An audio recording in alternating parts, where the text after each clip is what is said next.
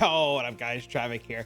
Recently I've done a couple of really cool videos, one of them being revolving around the solo self-found 0 to hero with power siphon mines, and another one revolving around playing a hardcore character and doing the whole jug earth shatter leveling. And well, these two experiences have led me down this crazy road of trying all kinds of new builds and experimenting with things that I normally don't go down.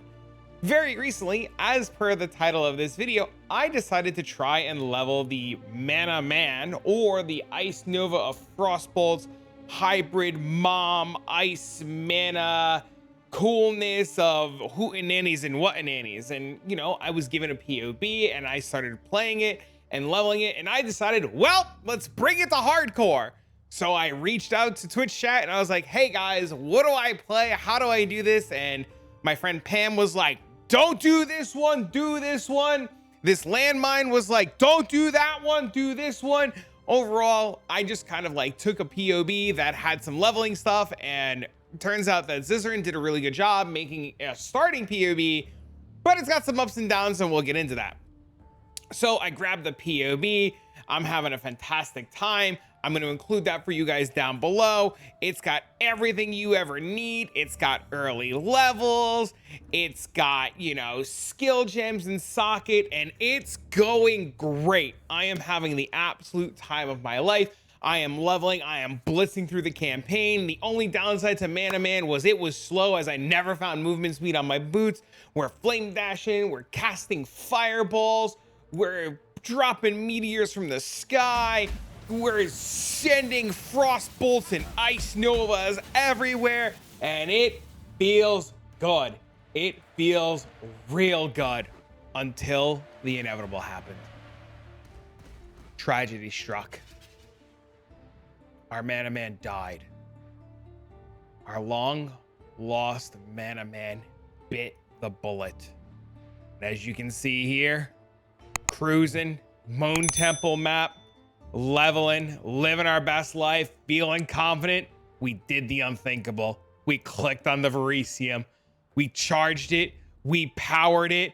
We got it ready. And the next thing we know, we're fighting, we're cruising, and this mob said, no, not today. And we died. And to play that back, just to kind of show you what happened, and I'll hide my face for this one so you can get a good look at what happened. Our ManaMan, while killing mobs, this mob right here decided to go, not today, Kakarot. And as you see, we have low mana already. We have no energy shield, and he just hits us, eats our mana, eats our health, hits us for entire life total. And in the blink of a few frames, these tiny little ice balls that you can't see ended our entire run. Before you know it, these balls met my balls, and the colliding of balls led to the deathly death of our long-necked mana Templar. And in the split of a few frames, that's it. We were gone. Now, I'm a big fan of we have 6 portals for a reason. And time again, I am proven that 6 portals is the best way. But that's not to say I don't enjoy hardcore. Hardcore has been a lot of fun, and this ManaMan has been a really, really, really good time. And the reason why I want to make this video is not to showcase the death of the ManaMan, but to just kind of talk about my experience. Hardcore has been a very insanely eye-opening experience, and I said this in my last video, I'm going to reiterate this again. Playing hardcore has really truly shown me just so much about my character, and so much that I need to learn. And the reason why I'm making this video is I want to talk about the ManaMan and some of the things that I managed to learn while playing the ManaMan and leveling. If some of you guys are thinking about ever trying this, the level 1 through 18 experience is absolutely stunning and beautiful the whole way through the campaign, switching off from rolling magma to wave of conviction to doing the whole firestorm archmage feels great. It feels absolutely fantastic. Would I run this back in hardcore again? Abso-positively. Would I change a few things? Sure, without a doubt. One of the things to know about while playing the ManaMan or the Archmage style strategy is a lot of your defenses rely extremely heavily on your mana pool. And as I have learned, your mana pool sometimes does not regenerate as fast as you would like it. And case in point here is, and if I go to Act 9 Blood Aqueducts, I'll show you, is if I have Archmage on automation, you can see right there, my mana takes a long while to come back. Like, my mana was not filling anywhere near as fast as I needed it to fill. So at any given point, as per that clip, if I had casted automatically Archmage and got hit and was low mana and didn't regenerate my mana fast enough, all of my defenses were pretty much shot. And a lot of that is because of the fact that we take mind over mana, so that 40% of damage taken is taken from mana before life. And we have other things that give us the ability to just kind of like take damage towards life, or towards mana before life. 10% of damage here is taken from mana before life. We have Transfiguration of Mind, so increases reductions of maximum mana, apply, damage and so forth and so on. And not having mana means pretty much you die. Now in that clip, if I had reacted a little bit faster and I had slammed my mana flask, there is a world where I regenerated enough mana fast enough to take another hit and either kill a mob or flame dash away and not die. But if I were to redo it again, one of the things that I would absolutely positively do is I would not automate I would not automate Arcane Cloak right off the bat. If I were to play in hardcore specifically, I would wait to animate Arcane Cloak until later on. I think Arcane Cloak is insane. It's a huge, it's a huge offensive and defensive layer, and having it automated while making my life a little bit easier probably ended up causing my death because I wasn't able to trigger it when I needed it. And it's going to be a lot better to just take this out and put in the Arcane Cloak and be able to use it when you pull a big pack of mobs. And I wanted to share that with you guys because I know there are people that want to play hardcore or want to play this build and want to try it in standard or in the league, and I don't want you to run into some of the issues that I have. So if I hit this when I'm fighting mobs and I have this for the duration, I have an extra set of life at 2,300 that would have probably have kept me alive a little bit longer and not have just immediately killed me. Other things that I've managed to note and find out was, oh God, I don't know where it is. I did have the Kitava's Helm, and I had found out that playing the 2-button play style for this build was not that bad. If you have the Kitava's Thirst Helmet, everything will like trigger for you on a cast when you spend mana and when you do things. But the 2-button playstyle for this build, while a little awkward at first, ended up feeling really good. I know a lot of Path of Exile players don't want to do a 2-button playstyle, and it's not really their cup of tea, but the 2-button playstyle really made things quite lovely. Just to kind of give you guys an example and show you what I mean is, if I were to go into this marsh map, it's really cool to be able to cast these Frostbolts and walk with them, and while they're going, I can just hold down my Ice Nova, which honestly really cool. And you have a lot of control. I think the ManaMan actually played so well, so absolutely fantastically well. Some of the other things too that I would note and I would aim for is, if you are planning on leveling this in an SSF scenario, or you are planning on playing this in like a league-based scenario, I would really aim to make sure that you have really good cast speed. One of the things that I didn't have, and one of the things that I wish I had, was more cast speed. Not having the cast speed on my wands, not having wands with the cast speed implicit, really slowed things down a lot. Sure, you can hit really hard, but your entire cast or your entire build is based fully off of cast speed. And this is, something I learned from playing the build. Now, I enjoyed this so much that I have not actively played it this league outside of this experience, but I did make a Templar. I now in league have a Templar. I am going to play this. I think this character is great, and after experiencing it and learning some of the hiccups and the up and downs, I really want to see what this character is capable of.